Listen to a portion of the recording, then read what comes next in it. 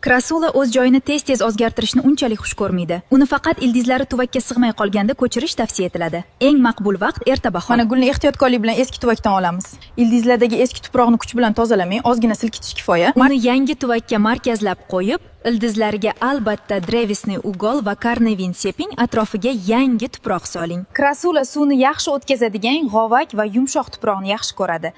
Qattiq, loyli va suv yig'ilib qoladigan tuproq uni o'ldiradi. Krasulaning ildiz tizimi unchalik chuqur ketmaydi, u yuzaki joylashadi. Shuning uchun unga chuqur emas, balki kengroq va sayozroq tuvak tanlagan ma'qul. Ko'chirib bo'lgach, darhol sug'ormang. Ildizlardagi mayda jarohatlar bitishi uchun uni 3-4 kun quruq holda qoldiring, shundan so'nggina oz-ozdan sug'orishni boshlang. Gulni yangi tuvakka ko'chirib o'tkazgandan keyin kamida 1 oy davomida unga o'g'it bermang. Yangi tuproqda unga kerakli barcha ozuqalar yuzaga chiqquncha yetarli bo'ladi. Siz ham men kabi noto'g'ri maslahatlarga ishonib, chuv tushishni va pullaringiz havoga ketishini xohlamasangiz, darhol obuna bo'ling. Faqat tasdiqlangan, to'g'ri va samimiy maslahatlar beriladi sahifamizda.